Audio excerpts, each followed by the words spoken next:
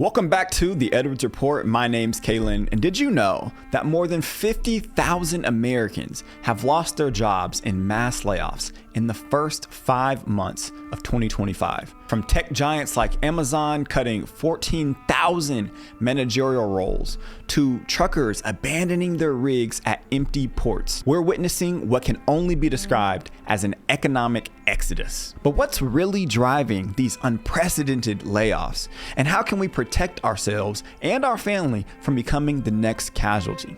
Let's find out.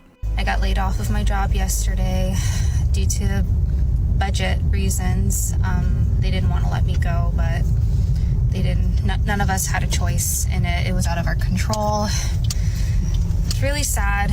I'm still feeling the feels. I loved this job.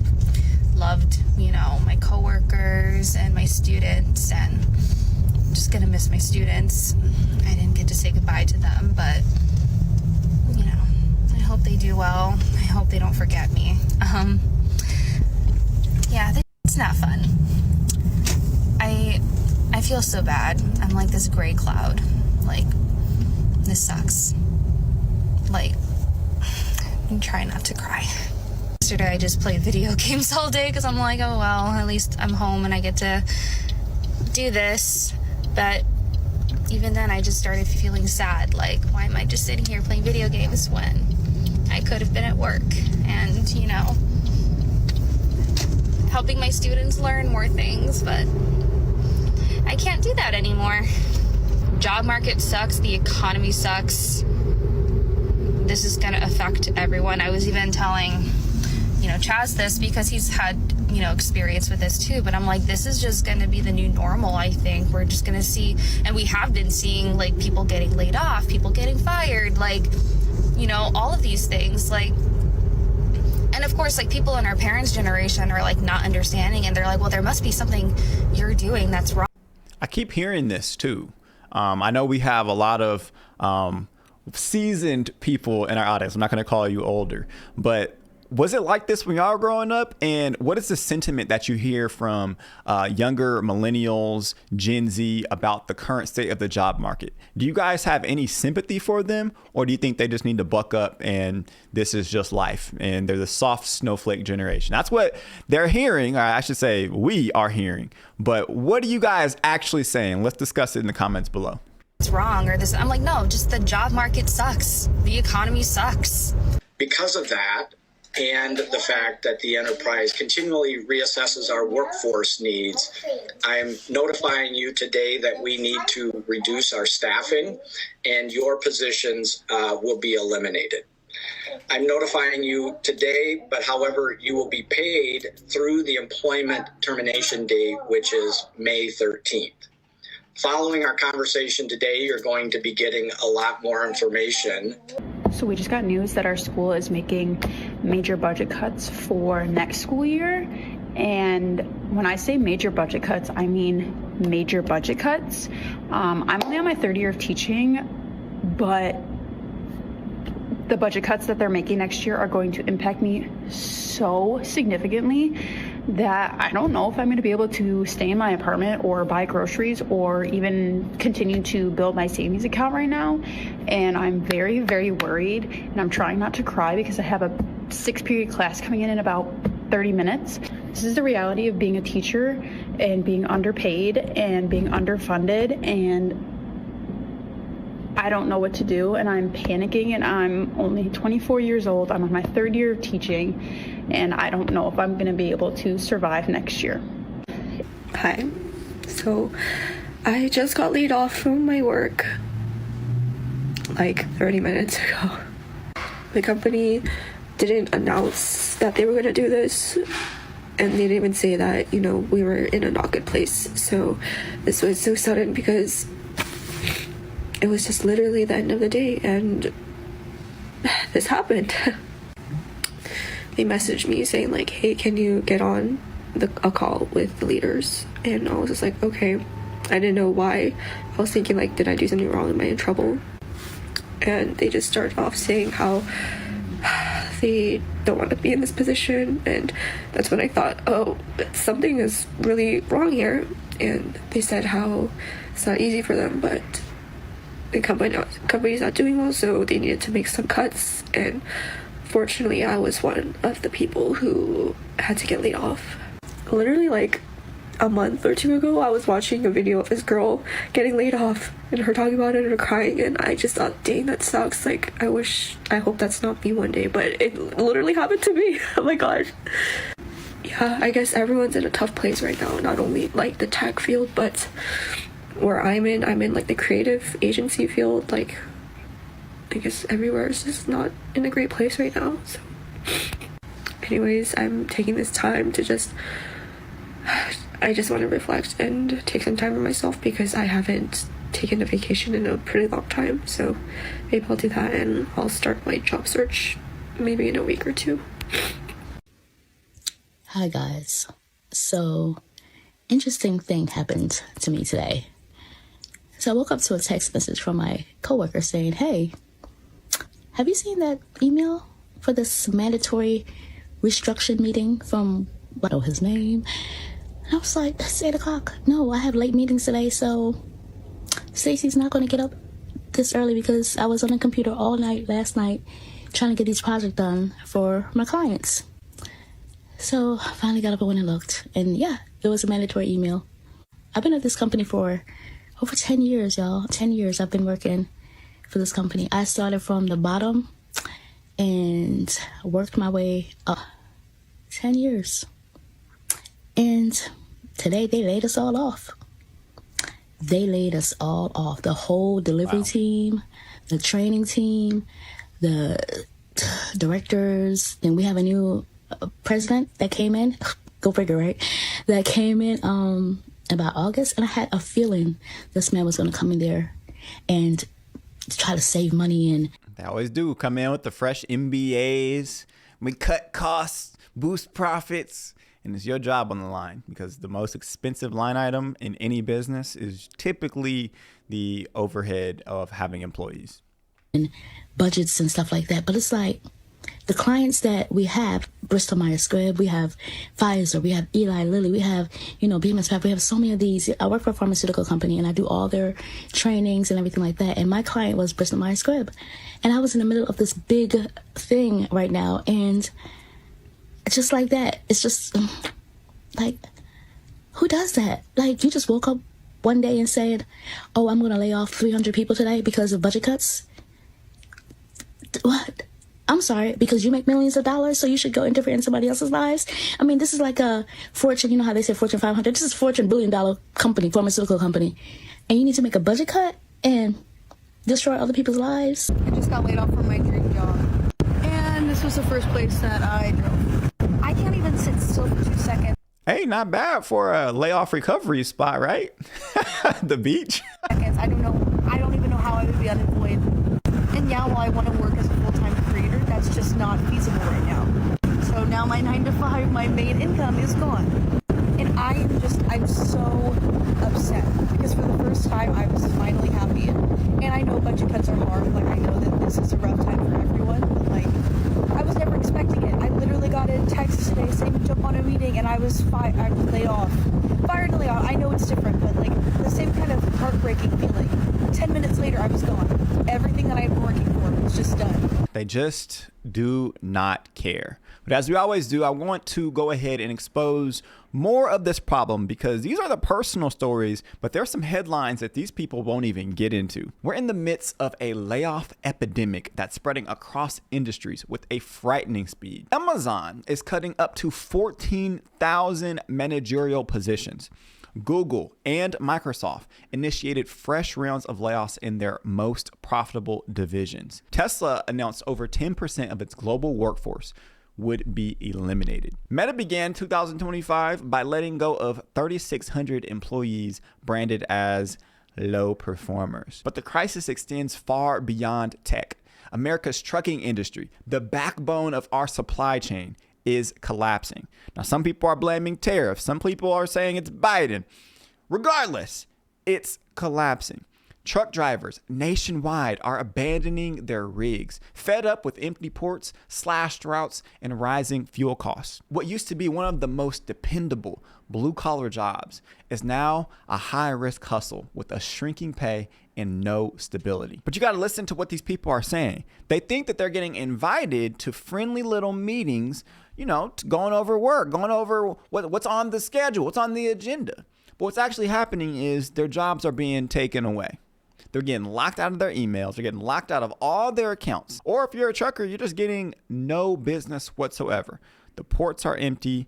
The rigs are being abandoned. You just can't do anything about it. People are getting laid off with no warnings, no explanations, and they're being told, just don't come back tomorrow. And they're treating these people as if they're not even human. I think people have gotten so used to talking to AI, they're starting to talk to people like they're computers, starting to treat them like they're just disposable. What we're witnessing is companies solely focusing on profit margins and stock prices while disregarding human cost. If you guys can relate to any of the stories or information shared here in this video, go ahead and give this video a like. And if you know somebody or yourself who's experienced a sudden layoff, go ahead and share your story in the comment section below. I believe that it might help others knowing that they're not alone and what they could do next. So I got laid off from my job out of nowhere yesterday in the middle of my shift.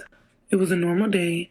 I was working, and then suddenly my function lead sends a message in chat, in the Teams chat, and says, hey, mandatory meeting in 15 minutes. And I was like, that's weird, but we've had meetings before. So as I log into the meeting and I'm waiting, I noticed that they started logging us out of like all of our work stuff. And as soon as I saw that, my heart sank because I kind of figured I knew what was next. So this bald man that I've never seen in my life hops on. Why is it always some random bald man? That's crazy. I mean, it's not funny, but another woman literally just said that. It's like the same story. Hops on the call and tells us like, hey, thank you for joining. Very saddened to say, but we are, restructuring, blah, blah, blah, and everyone is laid off effective immediately. It was like almost 200 people. And 200? Wow. And we literally were told, like, that's it, you're done. Like, we didn't have to work for the rest of the day. Luckily, we're getting paid till Friday, but it was just like that, like literally nothing, no warning, no nothing. They say the tariffs are affecting the ports. So this is a video of the tariffs affecting the ports, it says. What y'all think? Are the tariffs slowing the ports down in California? See a lot of containers. Ports been quiet lately. Wow. Super quiet. So if slowing down the ports, then man, what are the unintended consequences of this? Despite today's stronger than expected jobs report, some industries are starting to feel the belt tightening because of President Trump's tariffs, with hard-hit truckers taking another blow. Layoffs are beginning in the trucking industry as American ports are seeing a big drop in cargo ship arrivals, meaning less to haul across our country. News Nation's Nancy Liu is live for us in Southern California, speaking to those affected. So, Nancy, what are they telling you? Well, Nicole, we're hearing words like bad and dire and even crisis. We're standing next to a bunch of truck chassis because they're parked and they're not in use. And look on the other side there. They're stacked up, and in this truck. Oh my goodness. Truck yard alone, there are about 100 chassis stacked up because they don't need them. They're typically out on the roadways. Like everyone else along America's massive supply chain, truckers expect things to go from bad to worse. This yard costs us money, this equipment costs us money, our chassis costs us money, our employees cost us money, electricity costs us money, right? So after 6 months, I would say we would be in pretty dire situations. And that's just us. And there's hundreds of companies like us who would probably be in this, most likely be in the same situation, if not worse. For Height Logistics here in Long Beach, the situation is compounded by a very expensive company shift to a clean fleet. Over 20 big rig EVs with price tags of about $500,000 each. Due to far less freight to haul, the company started layoffs this week and cut all trucker shifts by half. There's word of similar tightening at other trucking. All from the tariffs. Whew. Companies and even some going out of business. The dire times triggered by the nosedive in freight traffic, specifically imports from China, nearly half of which are typically handled by the ports here in Southern California. Look, man, I'm a pretty conservative guy, so I try to I get what Trump is trying to do, right?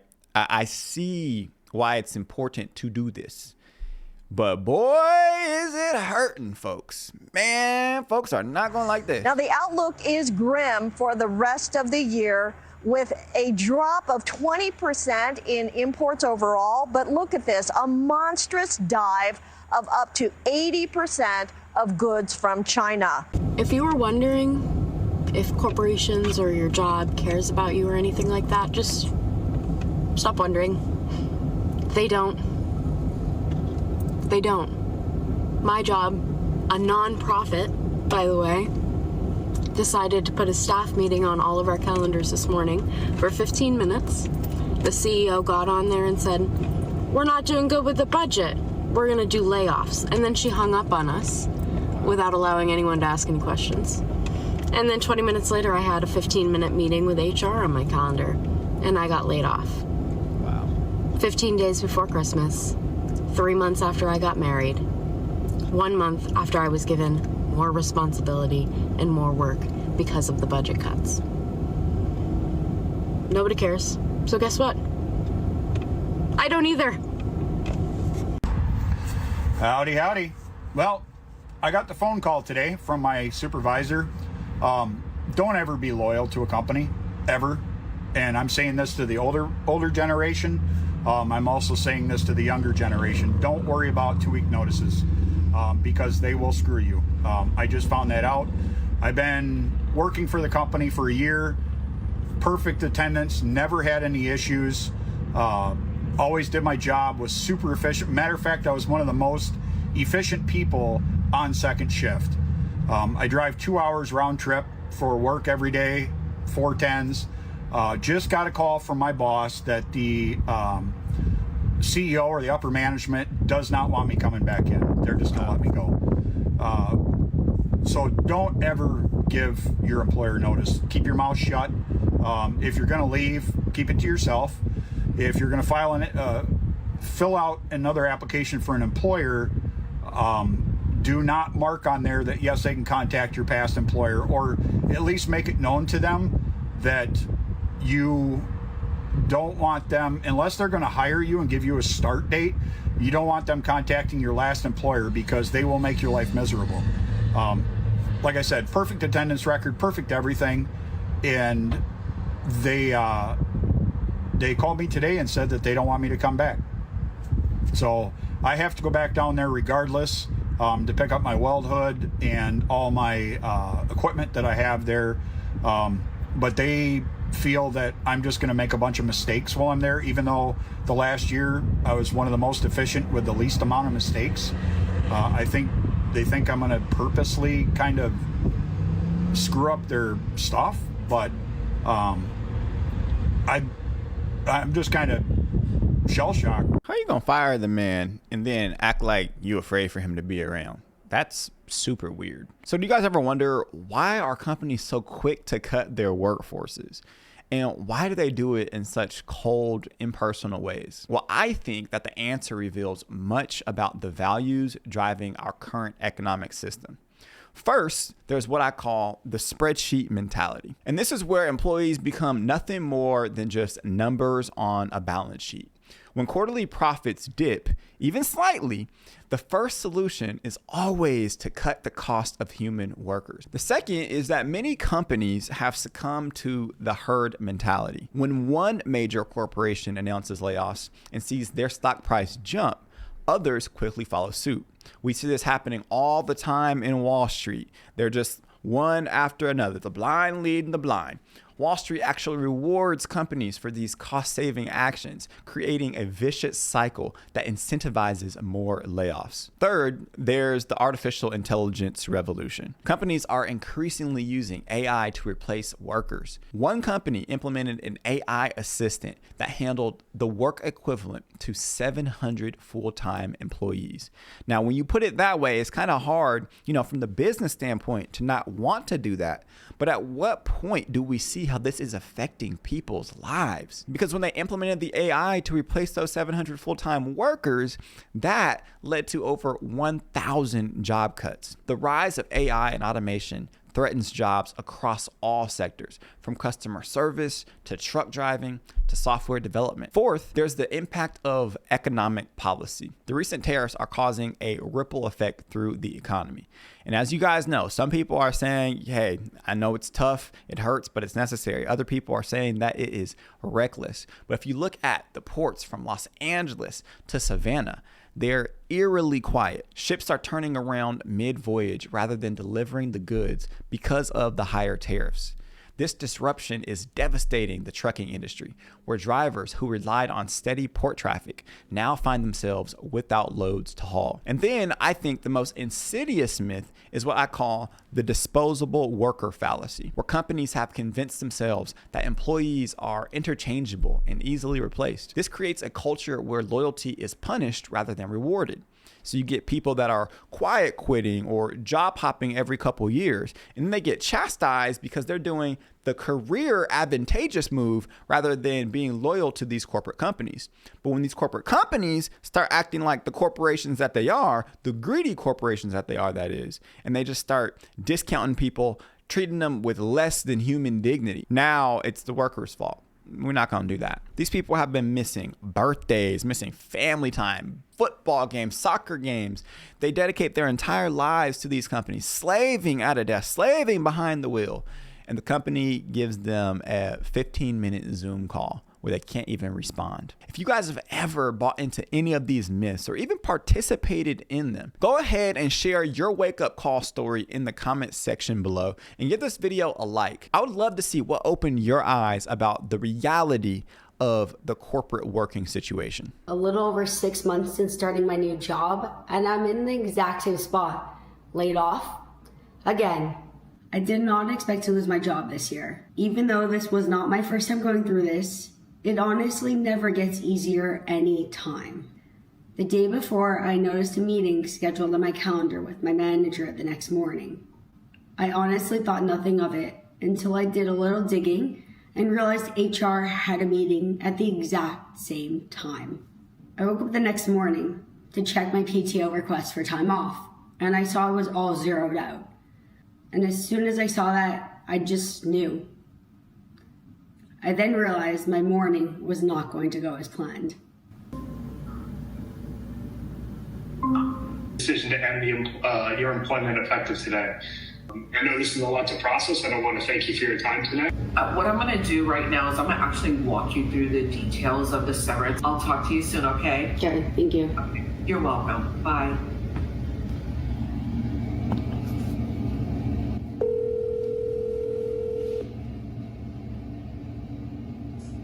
Okay, what's the story? I know, I got like the short end of the stick, and then I also got laid off. Man, I feel so bad for her because this is like anything like that happens. The first person you're calling, your husband, your wife, a parent, a friend, and you just got to share the bad news. You just got to get it off of you. And there's really nothing you can say at this point, but just to try to encourage them. But, oh, it's so hard to watch. It sucks. Yeah, it really sucks. So basically, So this is Ali, by the way. The last person was Becca. Both of their videos will be linked in the description box below. And Ali actually emailed me a couple weeks ago, and this is an exclusive story where he's sharing how he got laid off from this car company that he was working for. And I wanted to just go ahead and share this with you guys because the goal is to provide some visibility on this really unethical situation. This is one of the craziest stories I've heard. had worked for an electric car startup for just about 1 year. It was called Canoe, and they were trying to make electric vans and delivery vans and things like that. And they were based out of Southern California, Los Angeles area, and I ended up taking a position there in a manufacturing role, just because it was really close to my house and it was super convenient. And slowly after time, I got really wrapped up into the job, and I had been working there for I don't know, 8 or 9 months. And in August of 2024, I believe it was August 15th or perhaps August 30th, somewhere in that time frame, they called an all hands meeting, and basically they told us that they were shutting down the Los Angeles facility, and they're wrapping it up, and they said they were moving things to Texas because they had another facility in Texas, and they were gonna basically base it out of Texas. And they said that they would offer some people relocation packages, and other people, I believe the people that didn't get relocation offers or packages, their last day was supposed to be, I think, October 30th, if I'm not mistaken, maybe September 30th, something like that. I got an offer letter, and the first offer letter was nothing great. I think it was a 10% raise and a certain amount of money to, like, a relocation package to move, and it wasn't really enough for me to consider it or want to do it. But I kept getting asked by multiple people in the company to relocate. So and I thought, okay, well, I guess they really want me, because not everyone got a relocation letter. A lot of people were just being let go, and so I basically made them like a counter offer, and then I ended up getting a second relocation letter, and that was a substantial raise, a really good raise, and it really made me think about relocating to Texas. And eventually I signed the contract and decided I was going to move and give it a shot. It was a good chance to make a lot more money, So fast forward to December 10th. So November 15th, I show up. December 10th, not even at a month, less than a month, I'm laid off.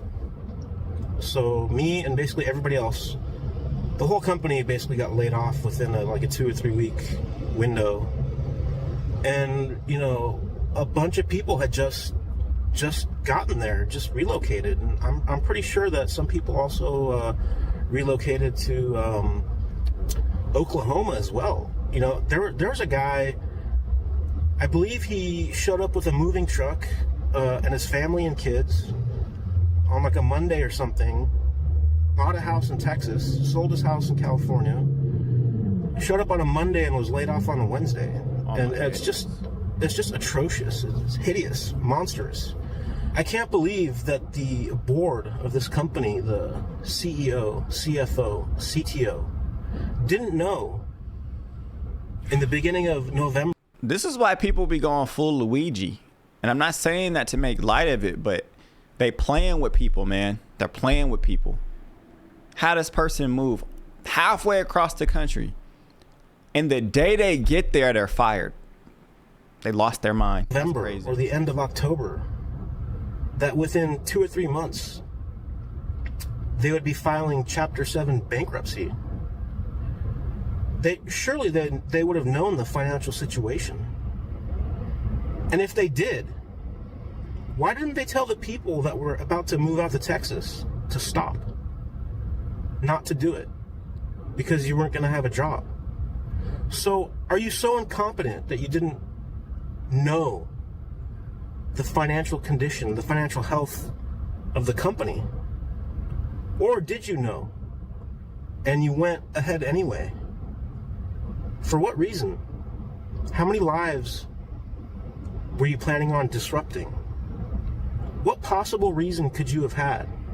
Were you wishing for something, hoping for something, praying that some financing would come through, some investment?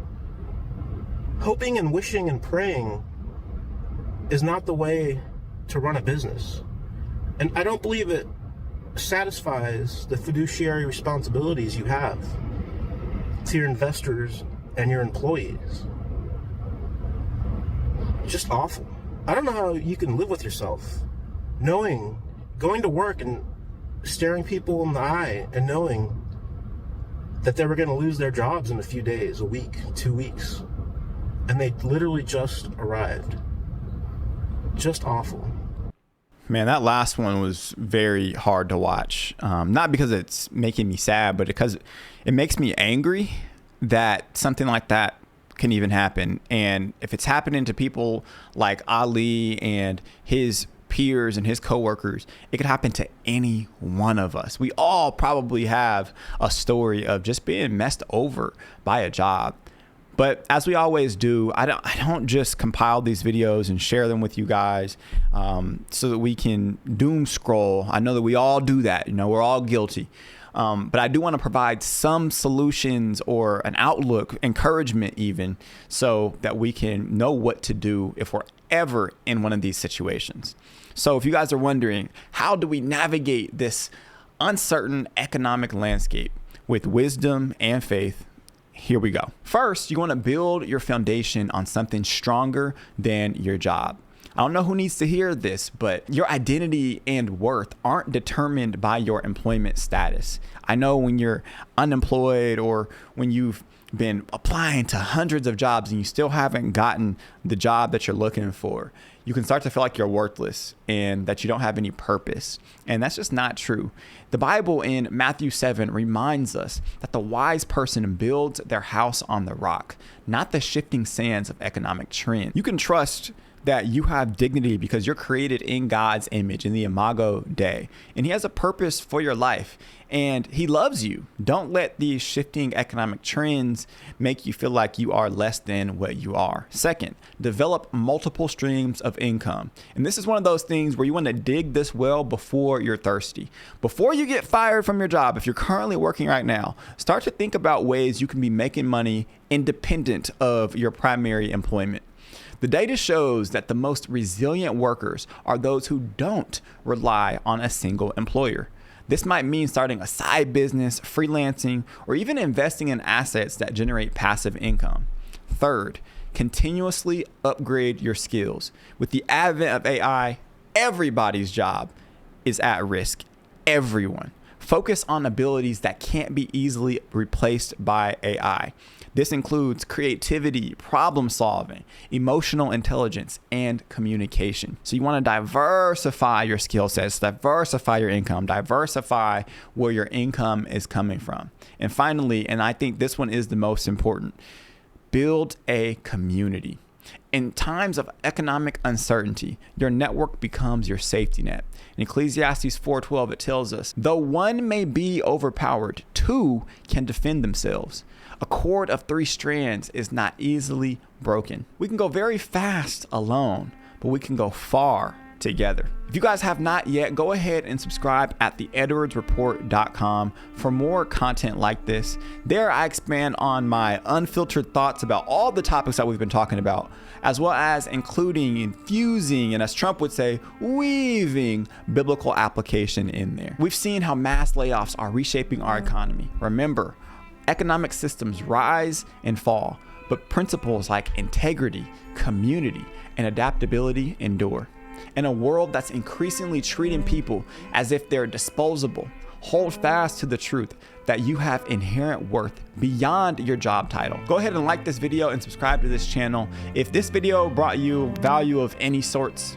And then please share this with somebody who you think it may be an encouragement to or informative for. I pray that the Lord blesses you, that He keeps you, that He makes His face shine on you, and that He is gracious to you. I pray that the Lord turns His face towards you and that He gives you peace.